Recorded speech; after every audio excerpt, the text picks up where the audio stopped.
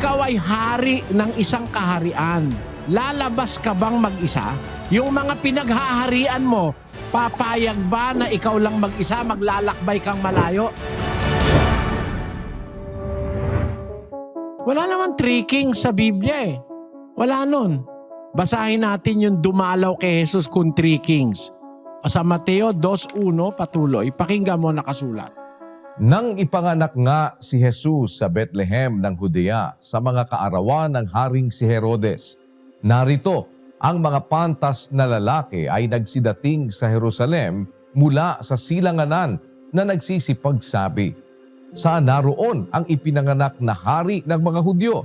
Sapagkat aming nakita ang kanyang bituin sa silanganan at naparito kami upang siya'y sambahin. Ang sabi ng banal na kasulatan, nang ipanganak daw ang Panginoong Jesus, merong dumating mula sa silanganan mga pantas na lalaki.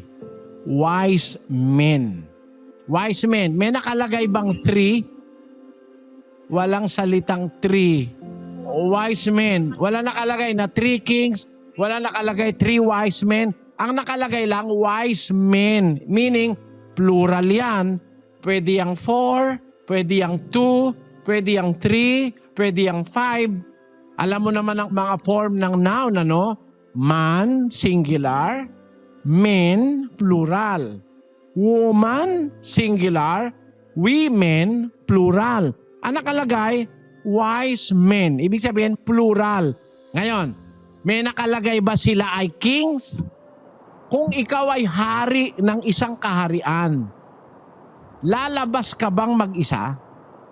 Yung mga pinaghaharian mo, papayag ba na ikaw lang mag-isa, maglalakbay kang malayo? Ngayon, kung 3 kayong hari, lalabas ba kayo? 3 lang kayo? Tatawid kayo ng mga bundok, mga disyerto? Lalakbay ba kayo ng 3 lang kayo? Pare-pareho kayong hari? Kung 3 kayong hari, kung may kasama kang mga alipin o mga subjects mo, o mga gwardya mo, pagsasambahin mo ba si Jesus, hindi mo sila isasamang sumamba rin? Yung dinidipik ng Belen, ang makikita mo lang 3 haring at saka si Jose, at saka si Maria, at saka si Jesus. Mali yun. Unang-una, wala sa Biblia yung salitang 3 hari. Pero pinaniwala kayo na 3 yung hari, tapos nilagyan pa ng pangalan. Lumabas yan noon lang 6th century. Yung Gaspar, Melchor at Baltasar. Kaya alam mo kapatid, yung Christmas, sabi nyo si Kristo pinanganak 25 ng Disyembre. Kaya Christmas yon. Pero hindi totoong si Kristo pinanganak ng December. Kasi nung ipanganak si Kristo, hindi naman malamig. Hindi malamig noon, walang yelo noon. Alam mo, pag December may yelo malamig Lalo na dun sa Bethlehem, nagyeyelo ron pagka December. Nung ipanganak si Kristo, ano ba ang sabi ng Biblia? Pakinggan mo ha. Sa Lucas 2:7. At kanyang ipinanganak ang panganay niyang anak na lalaki. At ito'y binalot niya ng mga lampin at inihiga sa isang pasabsaban sapagkat wala ng lugar para sa kanila sa tuluyan. At may mga pastor ng tupa sa lupain ding yaon na nangasaparang na pinagpupuyatan sa gabi ang kanilang kawan. At tumayo sa tabi nila ang isang anghel ng Panginoon. At ang kaluwalhatian ng Panginoon ay nagliwanag sa palibot nila at sila'y totoong nangatakot. At sinabi sa kanila ng anghel, huwag kayong mga takot sapagkat narito, dinadalhan ko kayo ng mabubuting balita ng malaking kagalakan na siyang sasabuong bayan.